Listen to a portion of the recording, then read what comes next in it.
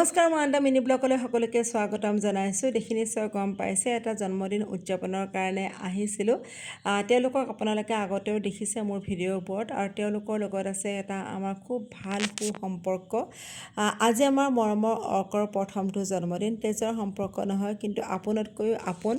অৰ্কৰ মাক দেউতাকৰ লগত আমাৰ সম্পৰ্কটো এনেকুৱা, যিটো কোনো নামেৰে জুখিব নোৱাৰি, কাৰ লগত তুলনা কৰিব নোৱাৰি।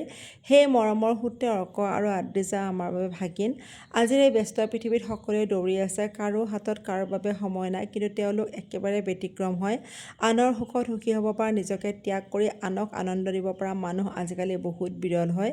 আমাৰ নিয়াৰ জন্মদিনত তেওঁলোকে যিখিনি কৰিছিল, বা যোৱা বছৰ মোৰ সেই কঠিন সময়ত এম্বুলেন্সৰ পৰা নেমকেয়াৰলৈকে যি অৱদান, সেইখিনিৰ বাবে ধন্যবাদ শব্দটো বহুত সৰু হৈ ৰ'ব। এইবোৰ ঋণ নহয়, এইবোৰ হৈছে হৃদয়ৰ বান্ধোন। আৰু আজি সন্ধিয়াটো অৰ্কৰ জন্মদিন বুলি কি যে ফূৰ্তি, হাঁহি, গীত মাত ধেমালিৰে গোটেই ঘৰটো জীপাল হৈ পৰিল। এনে লাগিল সময় যেন ৰৈ গৈছে, কেৱল মৰমবোৰহে বৈ আছে।